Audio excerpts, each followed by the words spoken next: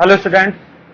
देखो बेटा, last lecture में म्यूचुअल इंडक्शन पढ़ रहे थे हम, और उसके रिलेटेड हमने कुछ प्रॉब्लम भी की थी जिसमें हम कोफिशिएंट ऑफ म्यूचुअल इंडक्शन निकाला था। आज हम पढ़ेंगे सेल्फ इंडक्शन।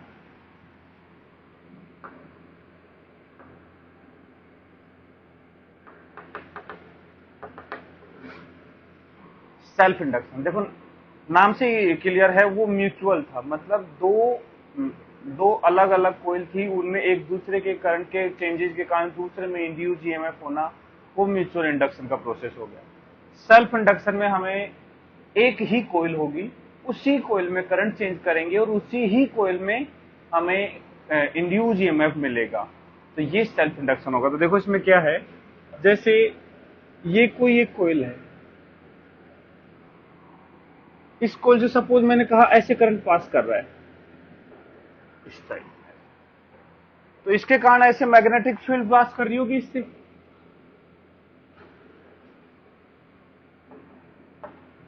ऐसे बहुत सारी मैग्नेटिक फील्ड लाइंस इससे पास कर रही होंगी।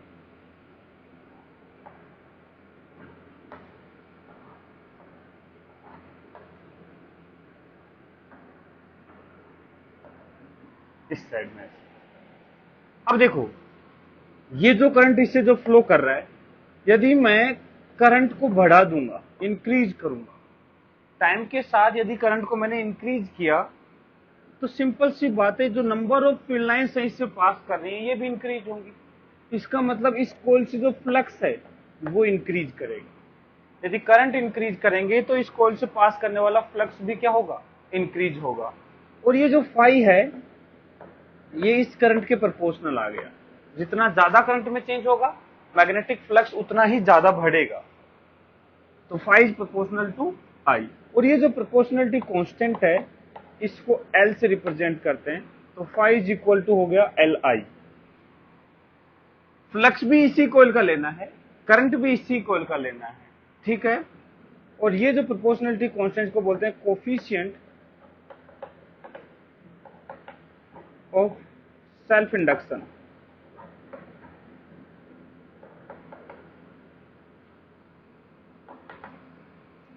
और इसको सेल्फ इंडक्टेंस भी बोल देते हैं।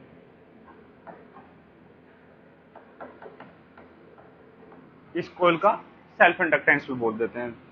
तो किसी एक कॉइल से यदि करंट आई पास कर रहा है और इससे फ्लक्स फाई है, तो फाई और आई का जो प्रोपोर्शनलिटी कांस्टेंट है एल, ये एल कुछ ऐसे हो जाएगा बेटा, देखो L is equal to phi upon I. यदि हम यूनिट की बात करें, ऐसा यूनिट ऑफ इंडक्टेंस, तो वापस से देखो, एल है फाई अपॉन आई, मतलब वेबर अपॉन एम्पियर, और इसको हेनरी से रिप्रेजेंट करते हैं। किससे रिप्रेजेंट करते हैं, हेनरी से। नॉर्मली ये मिली हेनरी में होता है, क्योंकि इसकी वैल्यू कम होती है। हेनरी एक बड़ी यूनिट है, नॉर्मली इंडक्टेंस मिली हेनरी में होता है। ये ऐसा यूनिट के बारे में बात होगी इसकी। अब देखो ये प्रोपोर्शनलिटी कांस्टेंट जो है, अब देखो अपने पास phi is equal to L I है, phi is equal to L into I. और मैं कहूंगा इंड्यूस ईएमएफ, मैंने कहा if phi is function of time, या कहूं आई, करंट इस कॉइल से वो फंक्शन ऑफ टाइम है, तो इसका मतलब है कि फ्लक्स जो है वो भी फंक्शन ऑफ टाइम होगा। यदि करंट टाइम के साथ चेंज हो रहा है तो फ्लक्स भी टाइम के साथ चेंज होगा। इसका मतलब इसमें इंड्यूस ईएमएफ आएगा, and that induce EMF will be equal to minus of d phi by D t, minus of d phi by D t. इसका मतलब minus L into d I by D t. तो इस coil के अंदर जो induce EMF आएगा, that will be equal to minus L D I by D t. ये induce EMF आ गया इस कोयल के अंदर। तो यदि हम इसकी डेफिनेशन की बात करें कि बताओ सेल्फ इंडक्शन क्या होगा, तो म्यूचुअल इंडक्शन में देखो हमने कहा था कि यदि किसी एक कोयल का करंट चेंज हो रहा है, इसके कारण दूसरी कोयल से पास करने वाला फ्लक्स टाइम के साथ चेंज हो रहा है, तो हम कहते थे कि उस फ्लक्स के चेंज के कारण उसमें इंड्यूस ईएमएफ आएगा दूसरी कॉइल के अंदर, तो वो म्यूचुअल इंडक्शन हो गया। सेल्फ इंडक्शन में हम कहेंगे कि किसी एक कॉइल का करंट चेंज होने के कारण उसी कॉइल में फ्लक्स टाइम का फंक्शन आ जाएगा, तो उसमें भी इंड्यूस ईएमएफ आएगा, ये फिनोमेना कहलाएगा सेल्फ इंडक्शन। तो इसकी डेफिनेशन बाद में लिखेंगे, पहले इसको नोट करो फिर इसकी डेफिनेशन लिखेंगे। जल्दी नोट करो बेटा, कंप्लीट नोट कर लो इसको, स्क्रीन को पॉज करके। लिख लिया होगा? हाँ, अब डेफिनेशन लिखो self induction.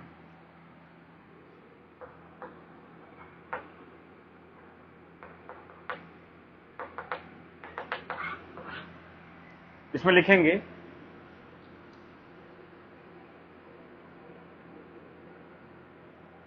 if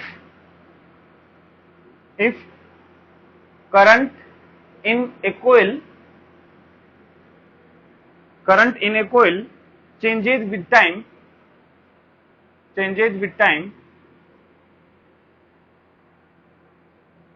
due to that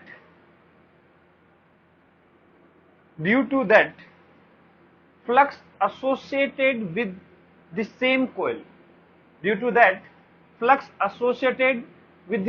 coil, मतलब उसी coil की बात कर रहे हैं, also changes with time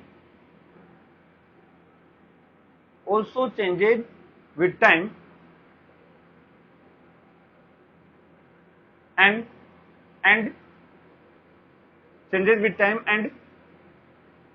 an EMF is induced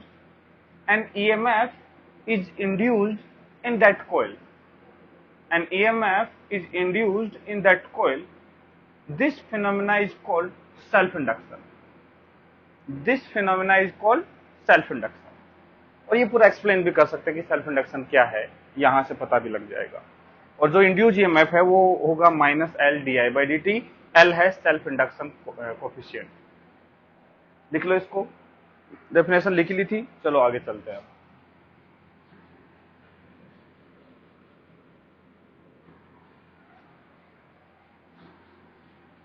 देखो बेटा, एक सोलेनोइड है, उसका सेल्फ इंडक्शन निकालना अपने को।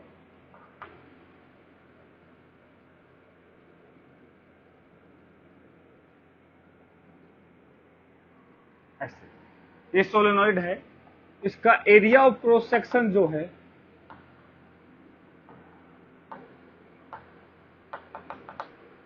वो A है, ठीक है। इसकी लेंथ L है, इसमें नंबर ऑफ टर्न पर यूनिट लेंथ स्मॉल n है, टर्न पर unit length, small n number of turns per unit length. इसका सेल्फ इंडक्शन निकालना है।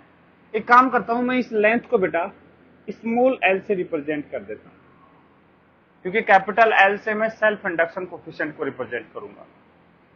तो स्मॉल l इसकी लेंथ है। अब हम क्या करेंगे, सिंपल सी बात है कि इस कॉइल में यदि हमें सेल्फ इंडक्शन निकालना है तो हम इसी से I करंट पास करवाएंगे, और इसी से टोटल फ्लक्स जो पास कर रहा है वो लिखेंगे। तो देखो, इसका फ्लक्स लिखने की कोशिश करते हैं। इसका फ्लक्स होगा बेटा, सबसे पहले तो हमें इसके अंदर मैग्नेटिक फील्ड क्या है वो बात करनी पड़ेगी। हम जानते हैं सोलेनोइड के अंदर मैग्नेटिक फील्ड यूनिफॉर्म होती है, लॉन्ग सोलेनोइड माना है हमने ये। इसके अंदर मैग्नेटिक फील्ड होती है μ0 n I, n जहां नंबर ऑफ टर्न पर यूनिट लेंथ होता है, तो मैग्नेटिक फील्ड हो जाएगी μ0 स्मॉल n इंटू I। हमें फ्लक्स चाहिए तो मैग्नेटिक फील्ड को एरिया से मल्टीप्लाई करेंगे, एरिया आएगा A, लेकिन ये तो सिर्फ एक टर्न का एरिया है, ऐसे एक टर्न का एरिया। तो हमें यदि कोई बता दे कि इसमें टोटल नंबर ऑफ टर्न कितने हैं, तो उससे इसको मल्टीप्लाई कर देंगे तो वो नेट एरिया आ जाएगा।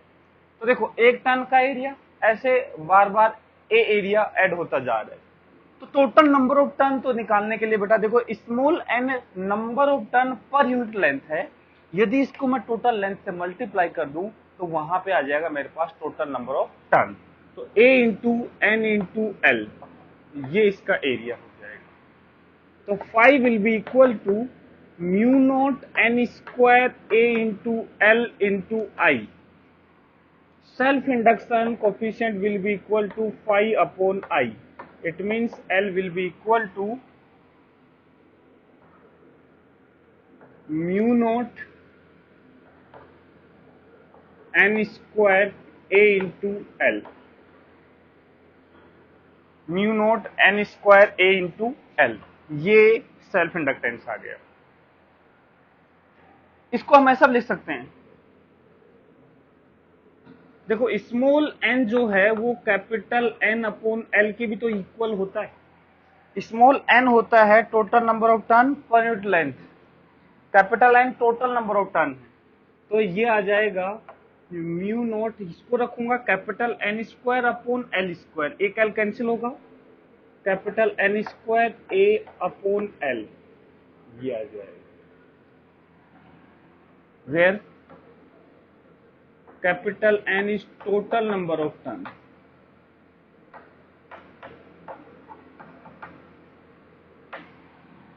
Capital N is total number of turn. देखो यहां ऑब्जर्व, ये इसका सेल्फ इंडक्शन आ गया. यहां एक चीज ऑब्जर्व करते हैं, when small n is constant, मतलब नंबर ऑफ टर्न पर यूनिट लेंथ कांस्टेंट है, तो L जो है ये आता है mu naught N square A into L. तो यहां L जो है वो लेंथ के डायरेक्टली प्रोपोर्शनल आएगा. सेल्फ इंडक्शन जो है वो लेंथ के डायरेक्टली प्रोपोर्शनल आएगा.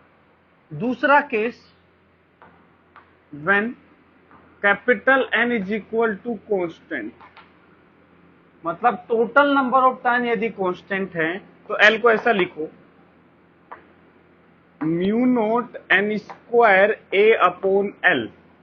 तो यहां देखो कैपिटल N कांस्टेंट है, एरिया फिक्स हो गया, म्यू नोट फिक्स हो गया, तो लेंथ के इनवर्सली प्रोपोर्शनल आ रहा है सेल्फ इंडक्शन.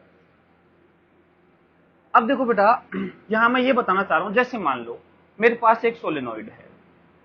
इस सोलेनोइड में मेरे को नंबर ऑफ टर्न पर यूनिट लेंथ फिक्स करके दे रखा है कि 100 टर्न है यूनिट लेंथ के अंदर, 1 मीटर में 100 टर्न है.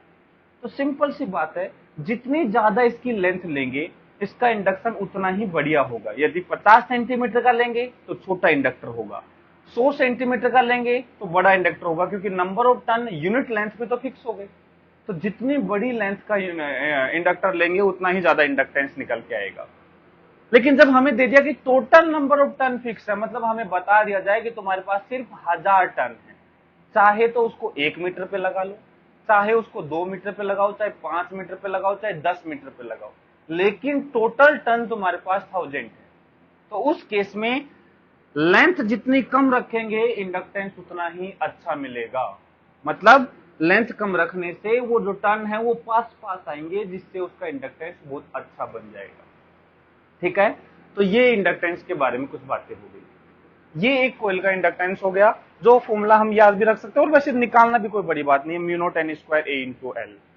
ठीक है, नोट करो इसको, फिर आगे कंटिन्यू करेंगे. स्क्रीन को पॉज करके इसको नोट करो बेटा, कंप्लीट लिख लिया होगा.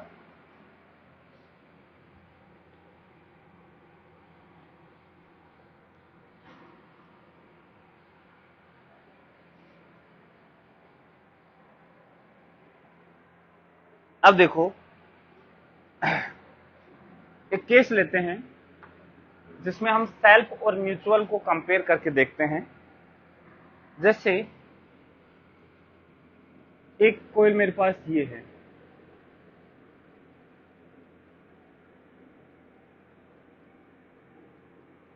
ये थोड़ा वो बड़ा छोटा हो रहा है, ये बराबर से है, यूनिफॉर्म सा.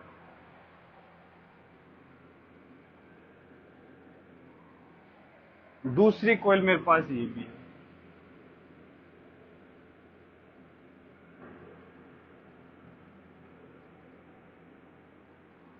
ऐसे समझो, दो कोयल,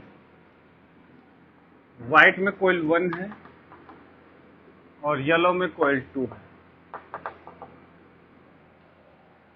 ये दे रखा परफेक्ट कपलिंग.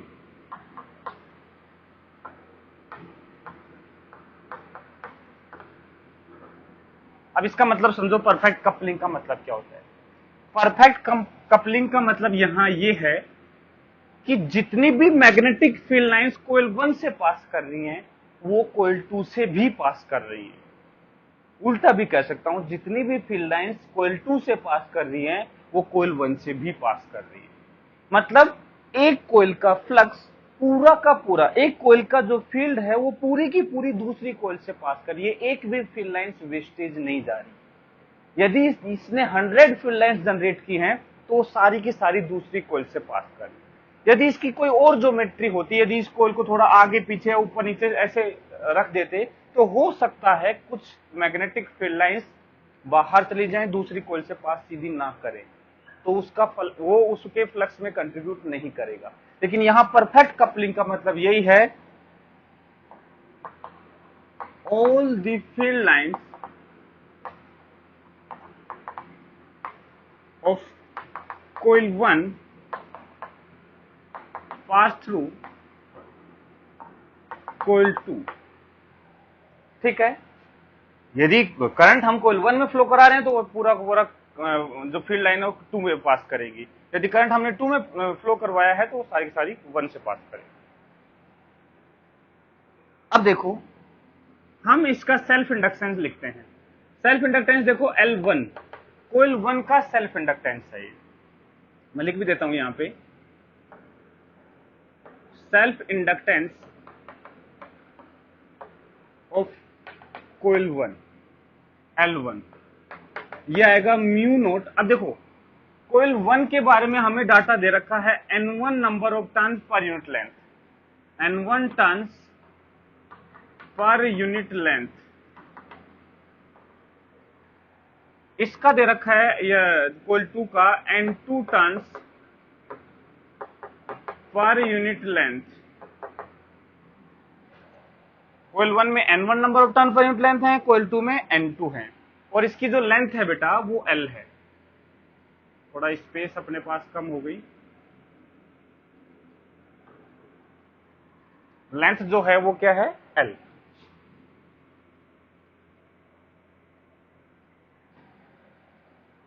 दोनों की लेंथ सेम है, तो यह आ जाएगा mu naught N1 square A into L। Area भी सेम है, दोनों का एरिया A है, क्योंकि यदि परफेक्ट कपलिंग है तो दोनों सेम एरिया की है, तभी वो सारी फील्ड लाइन दूसरे से पास करेंगे। तो देखो mu naught N1 square A into L, ये L1 आ गया। ऐसे ही self inductance of coil 2 that will be equal to L2, जो हो जाएगा mu naught N2 square A into L, mu naught N2 square A into L। Mutual induction,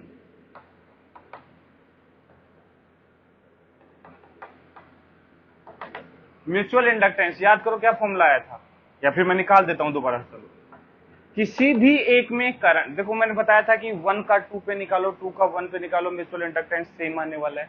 ये एक पेयर के लिए होता है, किसी भी एक में करंट पास करवाओ, दूसरे से फ्लक्स निकलवाओ। तो मान लो हमने I1 इसमें फ्लो करवा दिया, इस कोइल में, इसमें जो कोइल 1 है इसमें हमने I1 करंट फ्लो करवा दिया, तो हम क्या करेंगे, इसका फील्ड लाइंस लिखेंगे, that will be equal to mu naught N1 into I1। दूसरे का टोटल फ्लक्स निकालना है तो उसका एरिया लिखेंगे A into number of turn N2 into length L। तो यहां अपॉन I1, यही तो म्यूचुअल इंडक्टेंस होता है। I1 से डिवाइड करेंगे 5/I,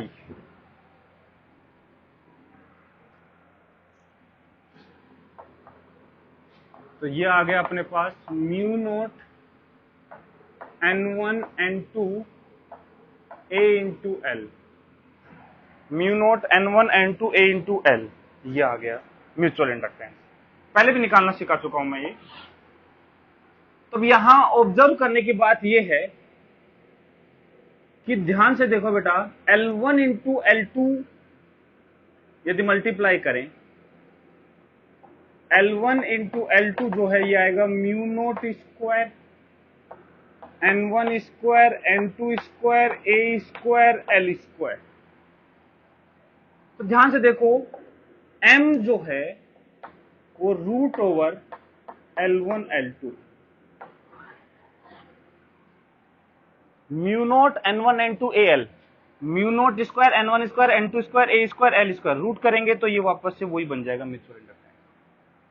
तो मैं यही निकालना चाह रहा था कि म्यूचुअल इंडक्शन जो है, म्यूचुअल इंडक्टेंस जो है वो सेल्फ इंडक्टेंस के प्रोडक्ट के रूट के इक्वल होता है। ये परफेक्ट कपलिंग की बात है, लेकिन परफेक्ट कपलिंग में ऐसा होता है, एग्जैक्ट इक्वल होते हैं। लेकिन इन जनरल यदि बात करें तो mutual inductance k times of root L1 L2 होता है, वेयर k जो है कपलिंग कांस्टेंट है।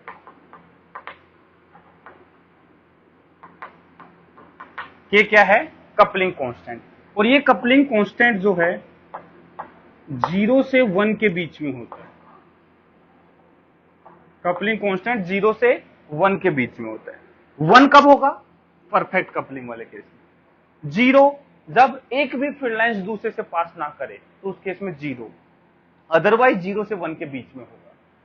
जैसे परफेक्ट कपलिंग वाला केस देख लिया, k इक्वल टू 0 वाला केस देखो कुछ कैसा रहा होगा। जैसे एक कोयल ऐसे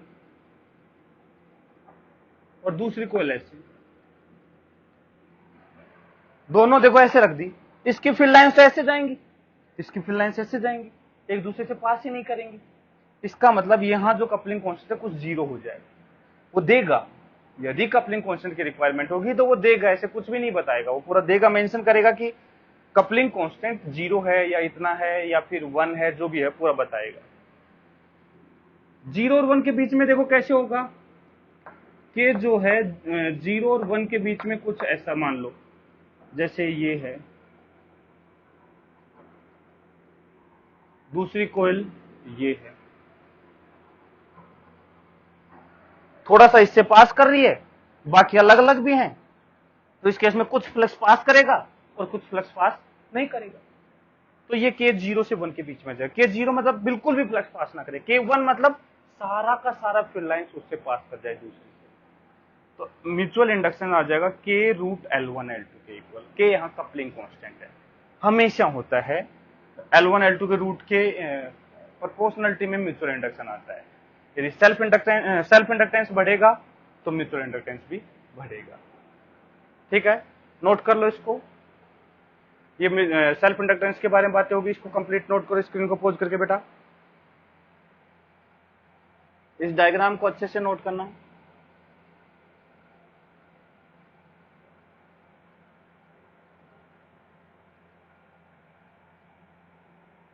लिख लिया होगा, थोड़ा सा ये हिल गया, मिटा दूं?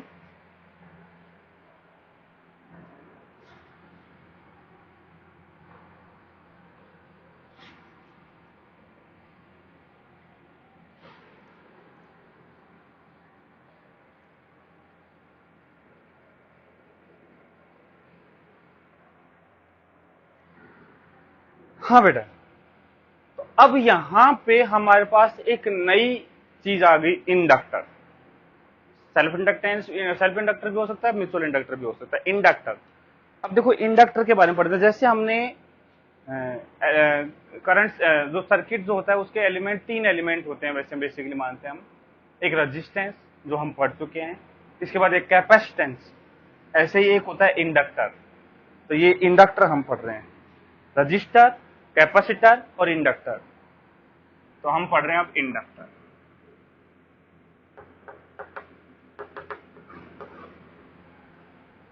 इंडक्टर को बेटा, इंडक्टर कुछ नहीं, एक कोयल है। एक कोयल है जो जिसका एक सेल्फ इंडक्टेंस होगा या म्यूचुअल इंडक्टेंस होगा, नेट उसका एक इंडक्टेंस होगा, उसे हम इंडक्टर बोलेंगे और उसका इंडक्टेंस हमें L से रिप्रेजेंट किया जाएगा। तो ध्यान से देखो, इंडक्टर को दिखाने का तरीका ऐसा होता है,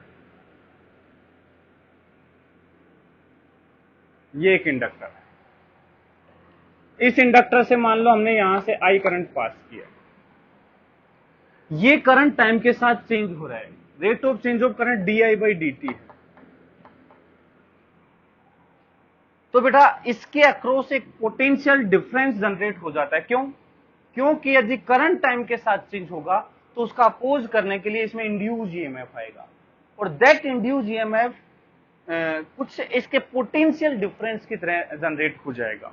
तो मैं कहूं यदि करंट ऐसे आ रहा है तो यहां पे जो इंड्यूस ईएमएफ आएगा plus minus L D I by D T आएगा, plus minus L D I by D T. समझते हैं, एक 1 by 1 एग्जाम्पल लेते हैं। जैसे केस 1, इसका सेल्फ इंडक्टेंस एल है, लेंथ नहीं है एल, ये सेल्फ इंडक्टेंस है, या सिर्फ मैं कहूं इंडक्टेंस है। सेल्फ म्यूचुअल नेट जो है वो ये है, मान लो केस 1। केस 1 में बेटा मैं लेता हूं when current is increasing. Current क्या हो रहा है? इंक्रीज, मतलब D I by D T is greater than zero. Current increase हो रहा है मतलब D I by D T positive है। तो उस केस में इंड्यूस, देखो अब सोचो ये एक इंडक्टर है जिसमें आई ऐसे आ रहा है और आई बढ़ रहा है टाइम के साथ। मैंने कहा सपोज इसकी जो कोयल है ऐसे रोटेट कर रही है, ऐसे करंट बढ़ रहा है, तो ये जो इंडक्टर है ये क्या कोशिश करेगा? मैग्नेटिक फील्ड जो इंड्यूस ईएमएफ आता है वो हमेशा ये कोशिश करता है कि जो चेंज है उसको खत्म करो। ये करंट बढ़ रहा है इधर की तरफ, करंट बढ़ता जा रहा है, तो ये कोशिश करेगा कि कोई इसके अपोजिट करंट जनरेट कर दे ताकि ये जितना बढ़े वो उतना कम कर दे और ये चेंज ना हो, यही कोशिश करेगा। तो देखो जब ये करंट इधर की तरफ बढ़ रहा है तो ये कुछ ऐसी कोशिश करेगा कि करंट घट जाए। तो इसके लिए क्या करेगा? इधर की तरफ हाई पॉजिटिव पोलरिटी और इधर की तरफ निगेटिव पोलरिटी जनरेट करेगा। तो ये कुछ ऐसे बिहेव करेगा।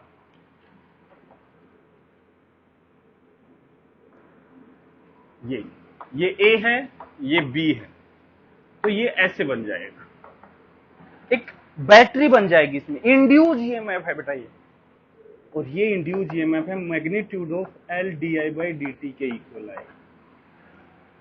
इसकी पॉजिटिव पोलरिटी इधर बनेगी, निगेटिव इधर बनेगी। ये बैटरी देखो कुछ इस साइड में अपोजिट में करंट जनरेट, यदि इसका करंट देखा जाए तो बैटरी देखो ये क्या कोशिश करेगी? करंट इस साइड में भेजने की कोशिश करेगी, तो जो ये करंट बढ़ रहा था उसको घटाने की कोशिश करेगी, और ऐसी पोलरिटी की एक बैटरी बन जाएगी। ये केस 1 है। ऐसे मैं बात करता हूं case 2, when current is decreasing, मतलब D I by D T जो है वो less than zero. D I by D T क्या है? लेस देन जीरो, निगेटिव है। तो इस बार जैसे ये इंडक्टर था जिसमें हम इधर से करंट भेज रहे थे जो कि डिक्रीज हो रहा है, तो इसको एक सपोर्ट चाहिए, बढ़ाने वाला चाहिए। तो इस बार जो बैटरी बनेगी, ये ए पॉइंट है, ये बी, तो इस बार बैटरी ऐसी पोलरिटी की बनेगी, और ये जो बैटरी की ईएमएफ होगा that will be equal to magnitude of D I by D T, L D I by D T. Magnitude ध्यान दे बेटा, मैं क्यों लगा रहा हूं? क्योंकि मैं पोलरिटी बना चुका हूं। इस बार पॉजिटिव इधर होगा, निगेटिव इधर होगा, मैं बना चुका हूं। D I by D T भी तो निगेटिव है ना, इसलिए मैं इसको मैग्नीट्यूड लगाया, मुझे इसकी सिर्फ पॉजिटिव वैल्यू लेनी है। डायरेक्शन तो मैं वैसे ही जानता हूं कि करंट घटेगा तो बढ़ाएगा, करंट बढ़ेगा तो घटाएगा, कोई दिक्कत? Third case, when current is constant, इस बार करंट कांस्टेंट है। इसका मतलब एक इंडक्टर है जिसमें I कांस्टेंट फ्लो कर रहा है, मान लो 2 एम्पियर है, हमेशा 2 एम्पियर है, इसका इंडक्टेंस L। तो बेटा ये है एक शॉर्ट सर्किट की तरह बिहेव करेगा, ये A ये B, शॉर्ट सर्किट। क्यों? क्योंकि करंट चेंज होगा ही नहीं, तो इंड्यूस ईएमएफ तो L D I by D T होता है ना। अब D I by D t तो क्या हो गया? जीरो, क्योंकि करंट कांस्टेंट है। तो ये शॉर्ट सर्किट की तरह बिहेव करेगा इंडक्टर जो। केस 4, इन जनरल यदि बात करें, इन जनरल मुझे नहीं पता कि करंट बढ़ रहा है घट रहा है, मुझे पता ही नहीं, आई करंट है। तो ध्यान रखना, यदि कुछ भी समझ में ना आए तो ये सबसे बढ़िया तरीका है मैंने कहा इससे आई करंट फ्लो कर रहा है, इसका इंडक्टेंस L है, ये A पॉइंट है, ये B पॉइंट है, तो इसको सिंपल हमेशा कैसी बैटरी से रिप्रेजेंट करेंगे? देखो, हमेशा इसको पॉजिटिव बनाएंगे, इसको निगेटिव बनाएंगे, और L di/dt लिखेंगे, कोई मैग्नीट्यूड का साइन नहीं लगाएंगे, L di/dt ही लिखेंगे हमेशा। बैटरी बनाओ तो अपने आप देखो कैसे, यदि L di/dt की वैल्यू पॉजिटिव आई तो पॉजिटिव पोलरिटी बैटरी की इधर बनेगी, यदि L di/dt निगेटिव आया इसका मतलब जो साइन हम ले रहे हैं उसका अपोजिट साइन है, मतलब ये पॉजिटिव बन जाएगा, ये निगेटिव, मतलब एक केस ये है, एक केस ये है। यदि L di/dt, देखो यहां मैग्नीट्यूड ले रहे थे, यदि हम इन जनरल ऐसे लेंगे तो हमेशा जिधर से, जैसे रेजिस्टेंस में क्या होता है, जिस साइड से करंट एंटर करता है उसको पॉजिटिव, दूसरा निगेटिव, और L di/dt ये लिखते हैं। L di/dt खुद डिसाइड कर लेगा कि पॉजिटिव है या निगेटिव है। यदि ये पॉजिटिव आए तो जो साइन हमने बनाए वो सही है, यदि इसकी वैल्यू निगेटिव आ गई तो जो साइन हमने बनाए तो उसका अपोजिट साइन करना पड़ेगा। कोई दिक्कत? ये इंडक्टर के बारे में बातें होगी। अब इस इंडक्टर को सर्किट में लगा के सोल्व करना सीखेंगे, पहले इसको नोट करो फिर आगे बात करेंगे। नोट कर लो बेटा, स्क्रीन को पॉज करो, इसको कंप्लीट नोट करो, लिख लिया होगा।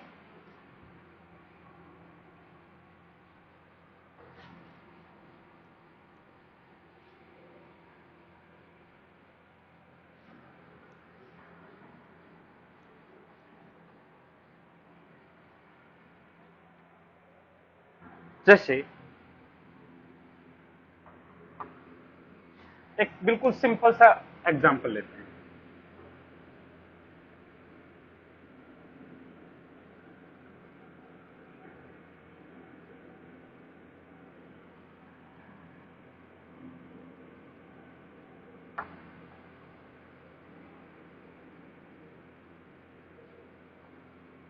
ये A है, ये B, एक सर्किट का पार्ट है, रेजिस्टेंस 5 ओम है, बैटरी 10 वोल्ट की है, इंडक्टेंस 2 मिली हेनरी, इंडक्टेंस है 2 मिली हेनरी, इससे करंट I पास कर रहा है, I है 2 एम्पियर, I क्या है 2 एम्पियर, और di/dt जो है वो दे रखा है हमें 3 × 10⁻³ एम्पियर पर सेकेंड। करंट की जो रेट ऑफ चेंज दे रखी है 3 × 10⁻³ एम्पियर पर सेकेंड दे रखी है। पूछा है फाइंड VA माइनस VB, VA माइनस VB बताओ। तो ऐसा केस में देखो हम क्या करते हैं, ये जो सर्किट था बेटा,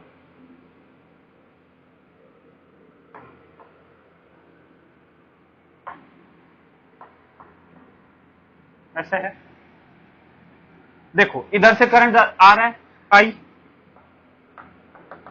2 एम्पियर, जैसे हम जानते हैं कि इधर इस बैटरी का निगेटिव है, इधर पॉजिटिव है, कितना है 10 वोल्ट। रेजिस्टेंस में जिधर से करंट एंटर करता है उधर प्लस, दूसरी तरफ माइनस, कितना I × R, I है 2 एम्पियर, R है 5 वोल्ट, तो यह आ जाएगा 10 वोल्ट IR।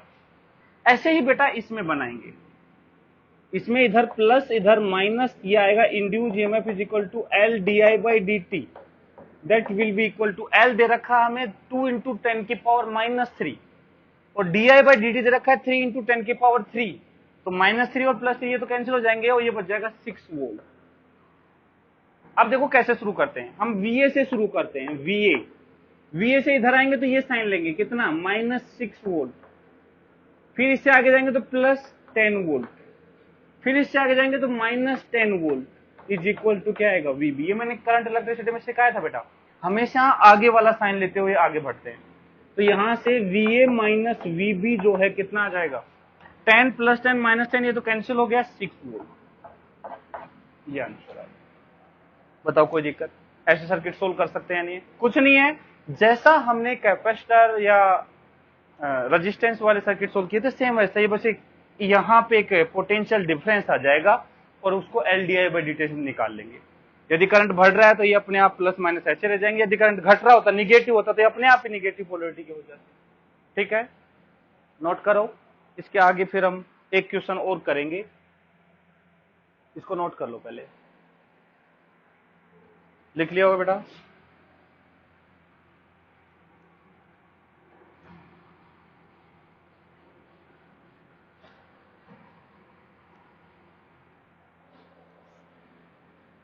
देखो बेटा, एक सर्किट देता हूं,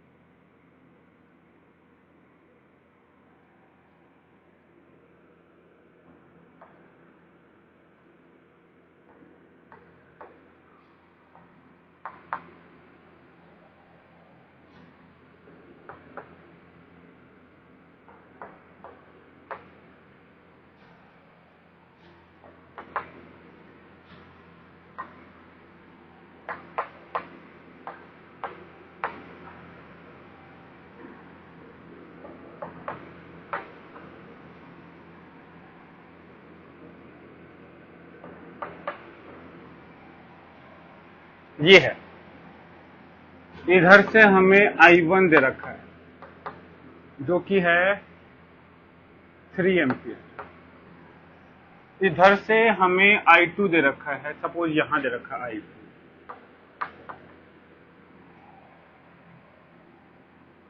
ये दे रखा है, या एक काम करो,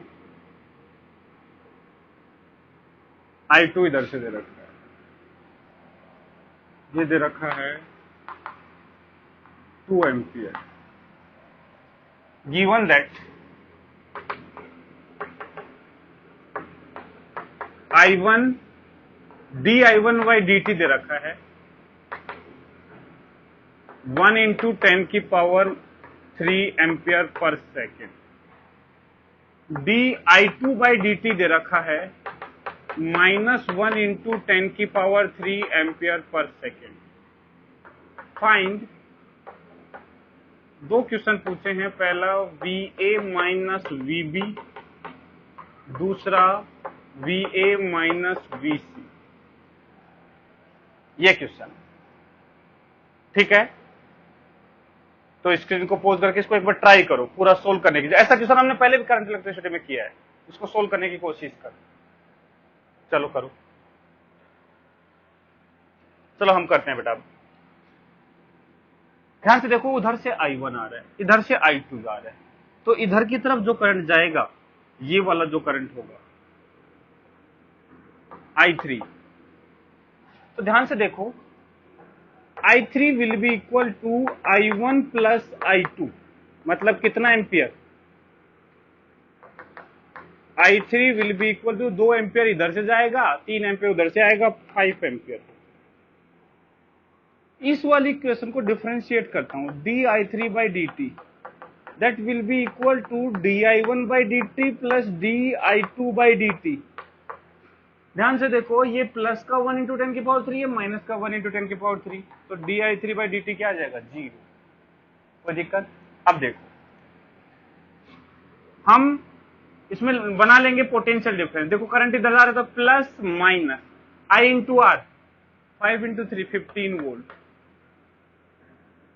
ये आ जाएगा 15 वोल्ट। इसमें देखो करंट बढ़ रहा है, पॉजिटिव है, तो इधर प्लस इधर माइनस। L di/dt, L है 10 मिली और di/dt 10⁻³ में, तो मिली और ये 10⁻³ तो कैंसिल हो जाएंगे, तो ये आ जाएगा 10 वोल्ट। ये तो पता ही है बैटरी का।